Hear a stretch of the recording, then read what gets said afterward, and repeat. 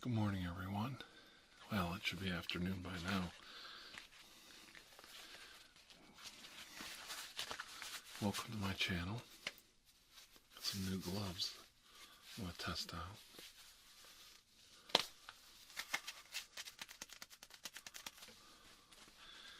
And if you haven't noticed already, I have a lot to be thankful for. You know, a lot of people bet against me. Bet against old Tirar. Do you know who doesn't bet against them? People like you. People like you. And you. You guys never bet against me. You bet on me. And that's why I have 200,000 reasons why to be happy this week. Back to the old binaural 3 mic for this video. And I have a proposition for you. You know how all of you want to do a celebration video for me hitting 200,000 subs? Okay, in the comments below, write out a comment. I don't care what you write out, except for no cussing, no swearing, no racist stuff, no politics, no religion. No ethnic stuff, no racist, no stuff like that. Now that sounds like a pretty long list of things you can't talk about. But I read my comments section, and believe you me, we both know you're creative enough you can avoid all of these subjects and still produce some real zingers, right? That's the challenge. But no matter what you put down below in the comment section, as long as it follows the rules, I'm going to put them all together, put your comment right here, and I'm going to read your comments. Now there is a limit. I mean, it might be the first 500, 600, 700, 1,000, but I'm going to try and read as many as I can. And we're just going to have a blast. 200,000 reasons why. And I want you to be a part of it. You. You know I read your comments. I'm not joking. This is your chance to get in one of my videos for sure and have a blast doing it. Now what I'll do is I'll put a pinned comment, and once I close it, when we get enough, I'll announce it so that, you know, I'm not screwing anybody over. Okay? So, 200,000 reasons why. Comments below. I read it. If you want to say, hey TR, put down that damn pickle jar and make a real video, you lazy bastard. Okay, I'll go for that. I'll read that. So that gives you an idea of what you can get away with. Now I'm extremely tired. I've been really busy getting a lot of stuff done. My niece is getting married this weekend. Nicole and Nick are getting married this weekend, my niece. And I'm very proud of her. And I'm mentioning it here because my little girl's in the wedding. And I'm very excited about going down Columbus way, Columbus, Ohio. And I get to see my daughter and my niece's wedding. I get to see her marry Nick. I haven't met Nick's parents yet. Hopefully I get a chance to meet them. You know, they're busy, so I understand. I'm one of those people that when you go to a wedding, I'm fine with being in the woodwork. You're not there for you, you're there for them, so you know, sometimes you get to meet a lot of people. Last wedding I was at, I spent a lot of time with the bride's father, and I didn't even know him, and he was a great guy, and we got to know each other, and just, we hung out. That's just the way it worked out, and spent a lot of time with the groom's parents. It's just the way it worked. But normally, I just sit back in a corner with my wife and I take that back. Last wedding I was at, I was in England. That was the last wedding I went to. My friend Stefan got married, and he and his wonderful wife had us there, and we went to England. And I was with a table full of other YouTubers, because I knew him through YouTube, and we had a blast. And the one couple had a baby, and my wife was in heaven. This little tiny baby, little chubby baby, and he's probably a toddler now. And we just had a blast. My wife was holding that baby, and it was a real treat for the mom, because, you know, young mothers, they go to a wedding and then they have to hold that baby the whole time. So she was really struggling to get, you know, just a couple bites of food in between the baby fussing and stuff. And my wife couldn't wait to get her hands on that baby. And she just held him, cuddled him, and he laughed. He liked my wife. My wife's a good mommy. Good mommy. Spoiled those kids rotten. Most women are good moms, though, if you give them a chance. I always joke about, you know, you can just take a pickle jar and tap on it for 30 minutes and call it a video. So my wife bought me a pickle jar for my hitting 200,000 subs and said, there you go. Now you can finally have that prop you always wanted. I thought that was funny. I think that's about the only video of mine she ever watched. I do make jokes about it, you know. Some people just tap all through a video. There's nothing wrong with that. But it doesn't appeal to me. I'm not wired that way. The problem with ASMR is it's so subjective to the individual. Some people go nuts over tapping, and some people go nuts over hand movements. You know, the Reiki and stuff like that. Some people love mouth sounds, which we'll leave them out on this one. They love mouth sounds. They love mukbang videos. And some people like, you know, of course they like the pretty girls. And then there's others who have a more eclectic taste. And they like old codgers like me and a few other guys that do some odd things to catch your interests. You know, like my buddy Dr. T is a good example. There's a few of us old codgers running around. You know, like ASMR Power Sound, Dr. T, I get along with real well. Chico. Chico's another one from California. Yeah, you can learn a lot from that guy. I'm always talking about morals and social issues, trying to keep people sane, maybe going in one direction. Chico actually will teach you some math, some history. So he's a pretty cool guy. And you always leave people out and hurt people's feelings, but you know, I don't mean it that way. But I do mean what I said before. ASMR is very subjective. So something you don't like, somebody else might love it. So when you see that 6 million view video by somebody like a big artist, and you watch it and you go, this is garbage, I don't like it, why? And then you see something with 250 views and you go like, oh my god, this is the greatest video ever. That's the problem with ASMR. It's subjective to the individual. Now you might be wondering why I'm wearing these shades. You probably can't tell, but allergies are really bad this week. And my eyes were red and puffy and feeling nasty.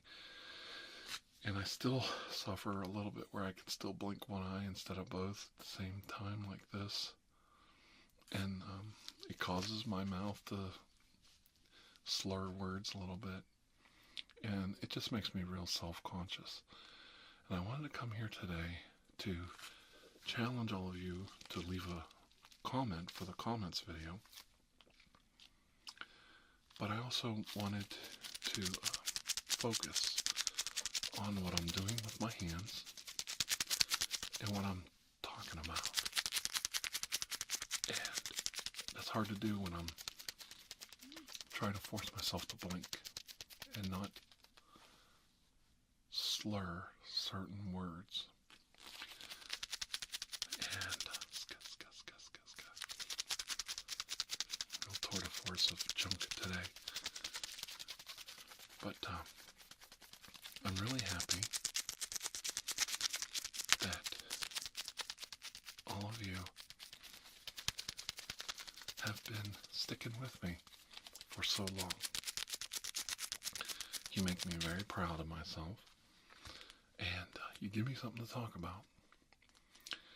And what I mean by that is, once in a while, it gets discovered by family, friends, maybe even co-workers, that I do this silly little ASMR channel. And when that happens, it certainly gives me something to talk about. And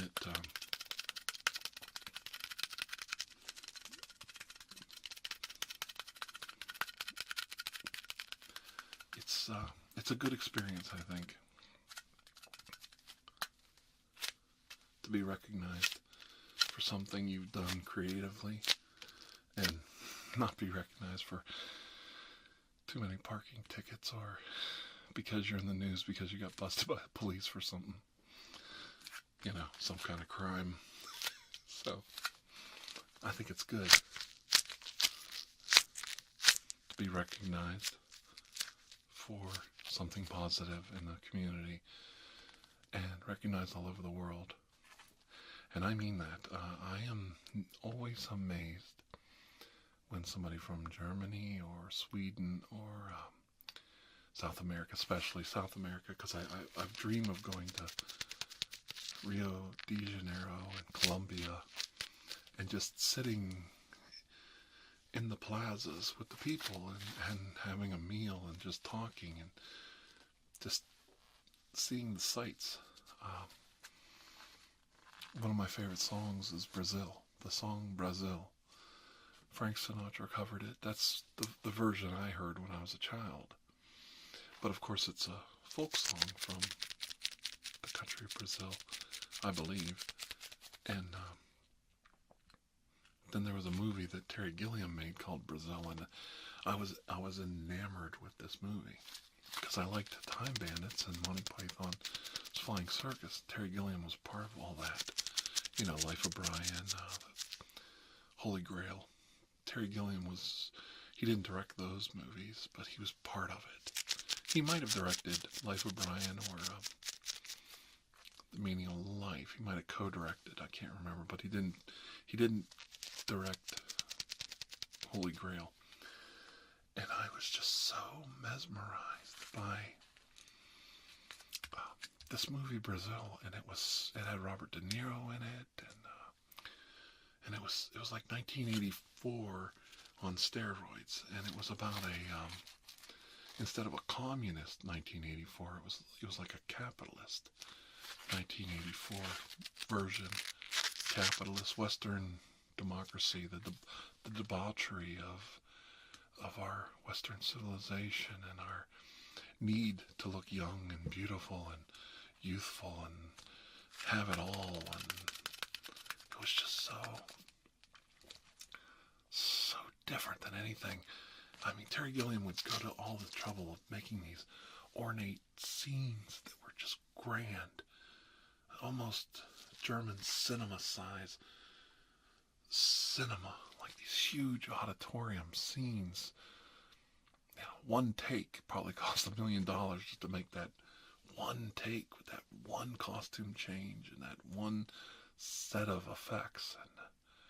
But it gave the movie this staggering depth and scope that movies just didn't have back then. Terry Gilliam really was like the progenitor, I think is the right word, the prophet of the modern blockbuster. I know Spielberg and Lucas and some of these other directors had the blockbusters, Jaws, Close Encounters of the Third Kind, Star Wars, Indiana Jones. They realized that they had to broaden the budgets and the scope and the depth of these movies into something bigger than life. Take people on fantastic journeys. But Gilliam foresaw a time when, you had to challenge. Cinema had to challenge us. It had to challenge us with morality plays and mythology and take us back to the roots of like early German cinema, like Metropolis and movies like that were just, I can't even think of the German films in my mind. I'm all over the place, but this cinema was just so grand in scale. Like Cecil B. DeMille's, it was an American movie, not German, of course, but Cecil B. DeMille's, like, the Ten Commandments, Ben-Hur, something so huge that you stopped everything you were doing when you watched this movie, and it made you think and talk about it for weeks after. And that's what Brazil did. And I saw it on a VHS tape. And I saw a very truncated VHS version of it. And I also saw an ending that I swear, you talk about the Mandela effect. There's like 4 or 5, maybe 6 endings to the movie Brazil. It's almost like Gilliam was wanting to recreate a lost film like Metropolis. At that time, Metropolis was a lost film in the early 80s, and they hadn't discovered the copy in the film library in, I think it was Buenos Aires, Chile, the museum there. I think it was the museum in Chile. The Museum of Film had a 80-90% complete 16 millimeter copy of that movie.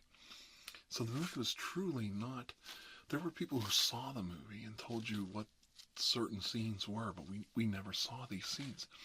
And then all of a sudden they found a copy of it in South America, in Chile, and all the scenes we were told, the Thin Man character in the movie Metropolis, there was no surviving footage.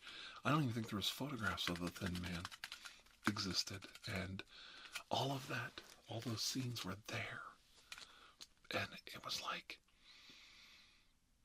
somewhere around 2000. I lived in a time when computers, technology, and the internet started bringing the world together and solving real riddles. Maybe they're silly riddles to other people, but they were big riddles in my life.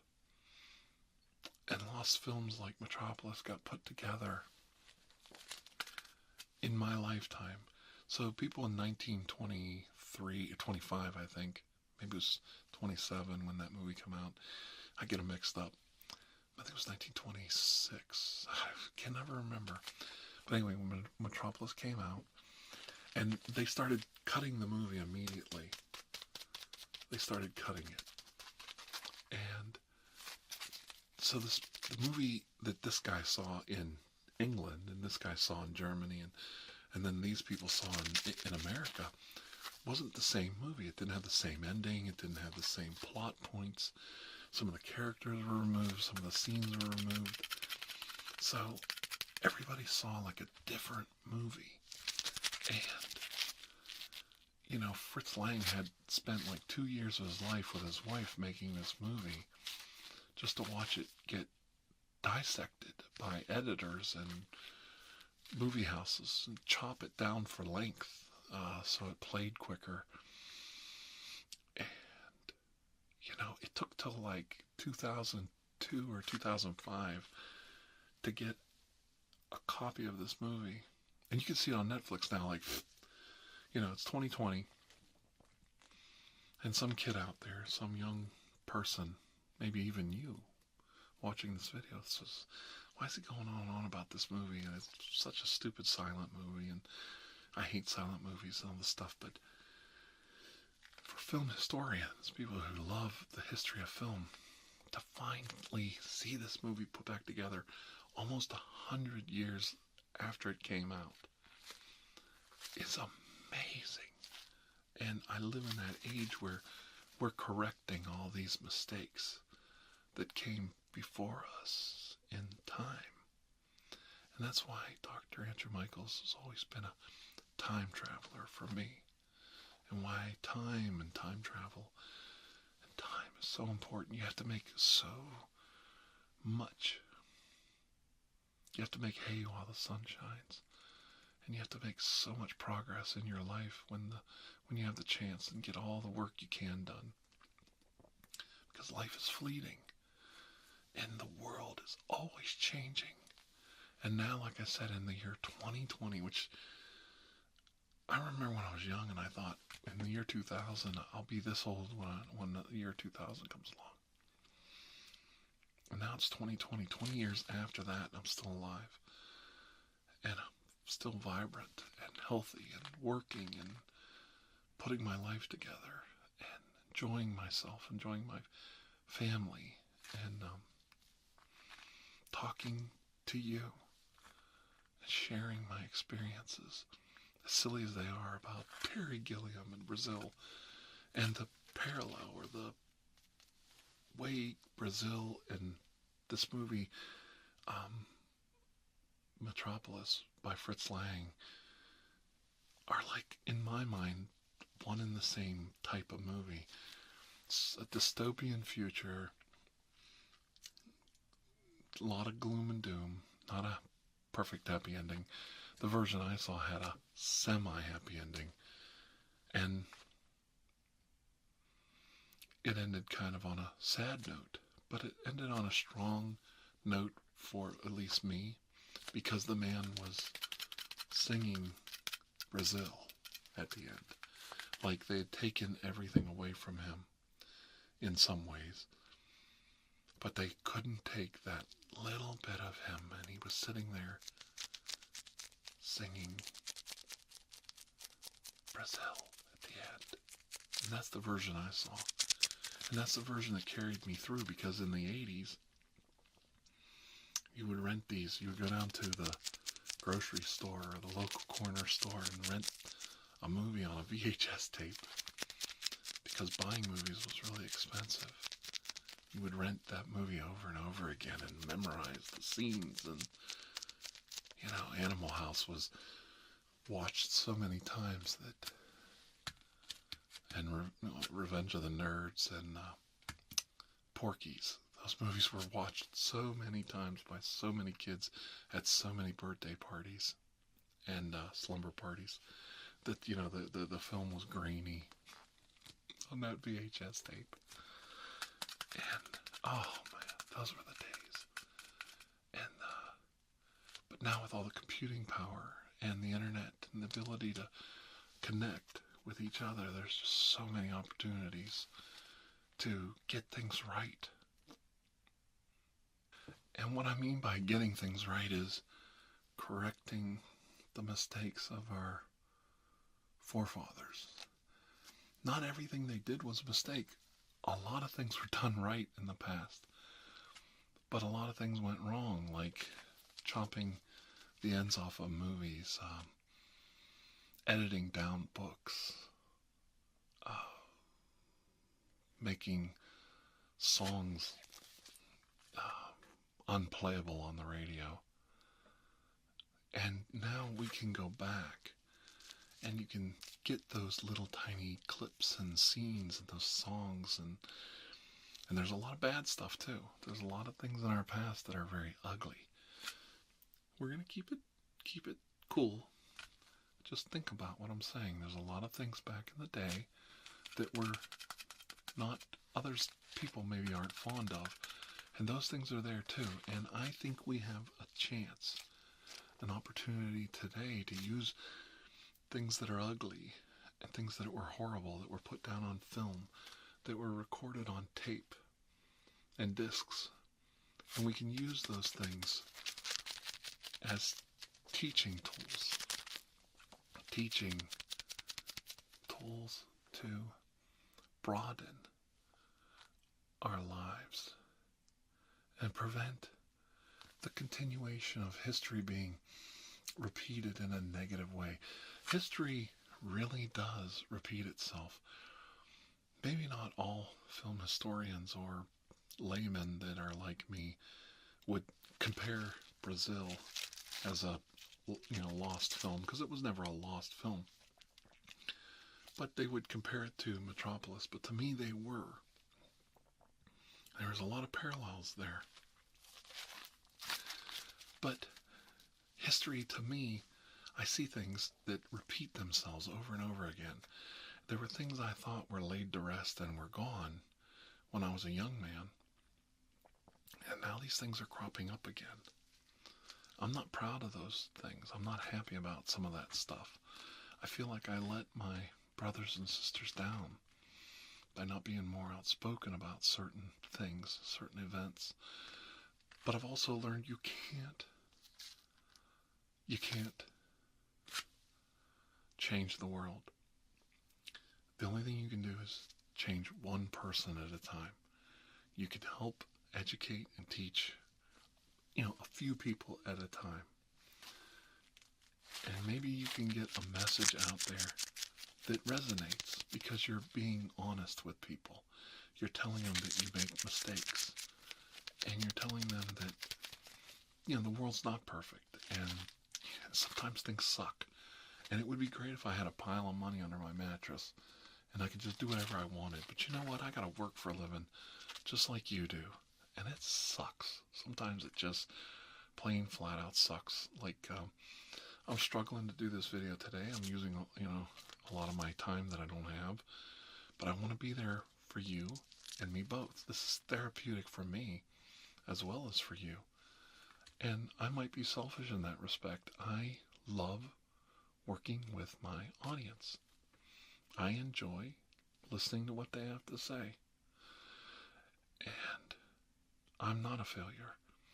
I'm a success because I bet on me, just like you bet on me.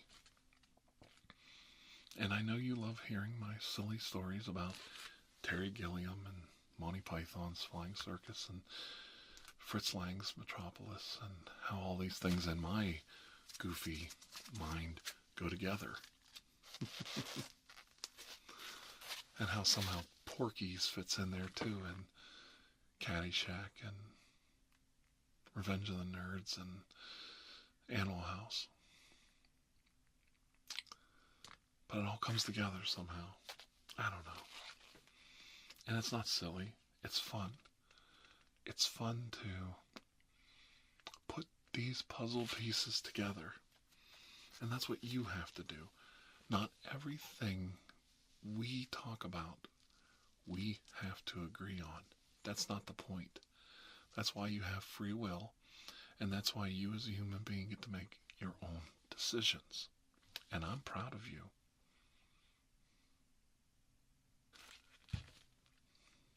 But you do have to listen.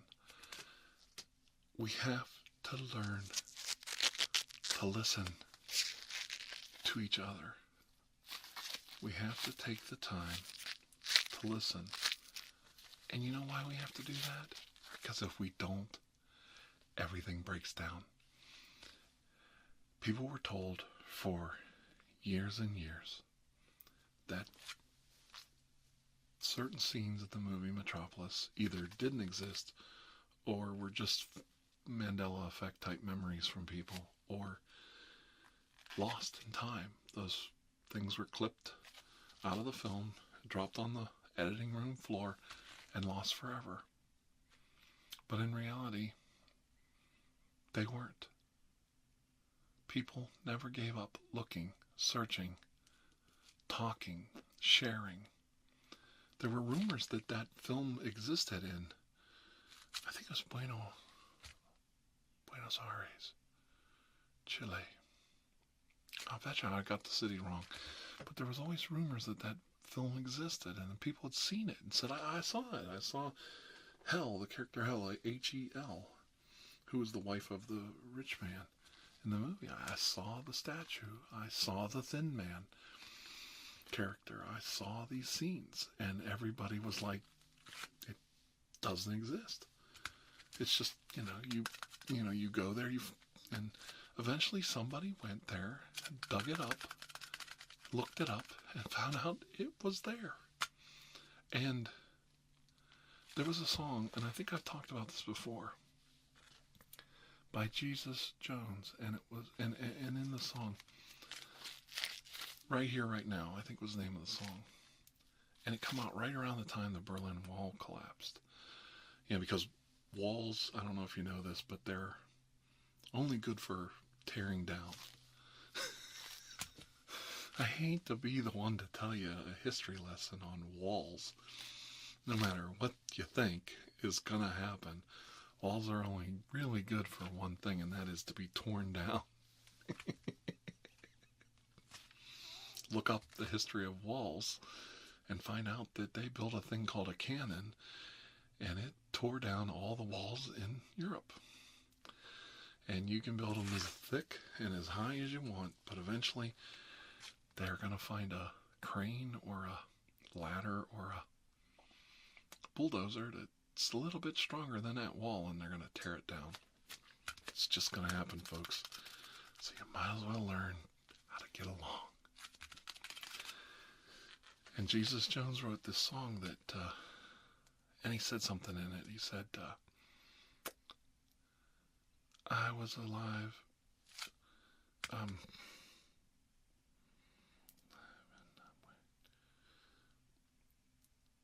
can't remember right here, right now, but it was, I watched the decade end when the world could change at the blink of an eye. And that song came out in like 1990, 91 maybe, and that always stuck with me all these years. I saw the decade end where the world could change in the blink of an eye. And that's the sign of the times. That's what he said. And this old world's never going to end. It's going to keep going. There's no end. It's just going to keep going, whether we're here or the next generation's here. It's just going to keep rolling right along. And you need to decide what side of history you want to be on. I know what side I'm on, and I'm willing to take my lumps for it. Just in case you didn't know it, I'm betting on you, and you, and you, and you. You stuck with me this long. Let's see how much further along on this journey we can go together. Don't prove me wrong. Prove me right. Okay?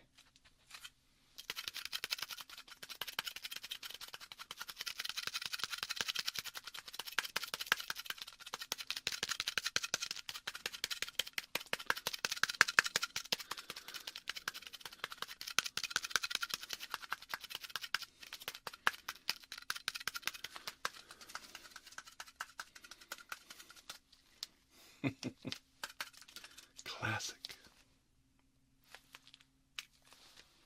Classic. And always remember, I'm your friend, Dr. Andrew Michaels, and I'll always be here to help you. Okay?